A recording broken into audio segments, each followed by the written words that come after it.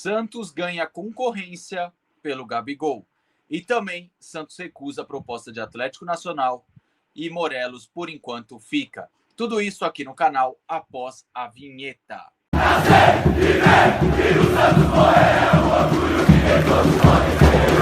Fala, nação santista, como vocês estão? O Santos estressou vocês hoje? Hoje não. Meu nome é Gabriel Zupo, do canal Sincero Santos. Não se esqueça de se inscrever aqui no canal, curtir e compartilhar o vídeo e ativar o sininho. E para você que tem Instagram, seguir a página do canal, @SinceroSantos. Bom, rapaziada, vamos para mais uma atualização de mercado da bola. É um vídeo específico para falar de Gabriel Barbosa e também de Alfredo Morelos. Começando com a informação do Alfredo Morelos, deixa eu colocar aqui na tela para vocês. Apurado aqui pelo Diário do Peixe, recusou. O Santos recusou a primeira proposta apresentada pelo Atlético Nacional para adquirir parte dos direitos econômicos do atacante Alfredo Morelos. O clube colombiano ofereceu cerca de 2 milhões de dólares por um percentual do jogador, valor considerado abaixo do que o Peixe esperava para avançar na negociação. Apesar da negativa inicial, o Atlético Nacional não pretende desistir facilmente. O clube entende que Morelos como uma peça central após a temporada de 25, na qual foi artilheiro e eleito o melhor jogador do futebol colombiano, e já trabalha internamente para melhorar a oferta.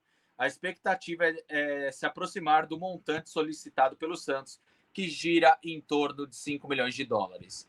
Bom, rapaziada, sobre a proposta do Atlético Nacional. Se for 2 milhões de dólares por 50%, que eu acredito que no mínimo que esses clubes vão pedir é os 50%. Se fosse 2 milhões e meio por 50%, já que o Santos quer 5 pelo 100, eu achava um valor, ok, viável, eu entendo. Até porque no futebol colombiano o Morelos tem um certo destaque, pode aparecer um mundo árabe atrás do Morelos, vira e mexe ele pode ser convocado e ter o interesse de alguém. Então, assim, eu via com bons olhos se fosse 2 milhões e meio de dólares por 50%. Agora, por mais que seja uma diferença mínima, eu acho que realmente foi uma proposta abaixo. Tem muitas situações que eu critico a gestão, como na live de hoje, como eu falei de algumas situações de contratos, mas nessa questão de bater o pé e valorizar o Morelos, eu acho que a gestão tem razão. Eu acho que a gestão faz bem, porque assim, se você não vai pagar o que eu quero, então não tem o porquê eu ceder. Até porque o Santos não pode rasgar dinheiro. Eu acho que o valor realmente foi baixo. Mesmo que de 2 milhões de dólares para 2 milhões e meio no mundo do futebol é pouca coisa, eu acredito que o Santos teve a postura correta. Até porque o Atlético Nacional não vai desistir e vai tentar trazer ficar com o Morelos em definitivo da mesma forma. Bom, vamos para os números do Morelos. Números no Santos foram 20 jogos, 4 gols e uma assistência. Já os números no Atlético Nacional são um pouco mais interessantes. 91 jogos, 32 gols e 11 assistências. Bom, rapaziada, vamos lá. A gente sabe que o futebol colombiano é um futebol com nível técnico abaixo do brasileiro. Ele se destacar lá é algo bom, mas ao mesmo tempo é algo que a gente não pode se iludir. A Liga Colombiana tem um nível técnico abaixo da Liga Brasileira. A gente sabe disso. Eu acho que às vezes o torcedor ele pega uma mania de se iludir com aquilo que ele não vê. Por exemplo, sabe aquele jogador que está até encostado, que nunca entrou? E você fica se perguntando, será que ele é tão ruim assim? Aí quando ele entra uma vez, você fala, porra, realmente esse cara era muito ruim. Um exemplo, Lucas Venuto. Não tinha minutagem, não entrava com o Sampaoli. Aí com o Gesualdo chegou a ter 2 oportunidades e mostrou o porquê ele não tinha tantas oportunidades com o Sampaoli. Porque ele era limitado. Então, assim, não se iluda com a boa passagem do Morelos na Colômbia. Lógico, ele pode voltar aqui, o Santos ficar com ele e ele corresponder? Pode. O futebol é a arte do impossível. Acontece coisa que ninguém esperava. Entretanto, eu não coloco minha mão no fogo pelo Morelos. Porque aqui ele mal conseguia andar, ele mal conseguia correr, e na Colômbia foi o melhor jogador da temporada. Então é uma situação, rapaziada, que eu posso falar para vocês, que é a seguinte: o Morelos tá bem na Colômbia, lá ele vai bem, e aqui no Santos ele nunca correspondeu. E acho que a volta dele vai trazer uma esperança naquilo que a gente não vê, e ao mesmo tempo, se ele não corresponder logo de início, a pressão será o dobro. Então, assim, só para finalizar essa questão do Morelos, ele pode voltar e corresponder, e a gente vai ter que valorizar esse ativo? Beleza, mas eu não crio expectativa muito boa pelo retorno de Alfredo Morelos. Beleza? Bom, passando agora para a segunda notícia, vou falar sobre Gabigol. Né? Tá aqui os números do Gabriel Barbosa para você analisar enquanto eu passo a informação mais opinião, que é o seguinte: o Santos ganhou concorrência do futebol da Major League e também do futebol do Oriente Médio. São dois tipos de futebol que tem esse interesse do Gabigol e não é tão novidade assim, porque fizeram sondagens no meio do ano. Então, assim, o Santos vai ganhando concorrência tanto com o mercado do exterior como o mercado brasileiro. Agora, o Gabigol vai para lá? Talvez não.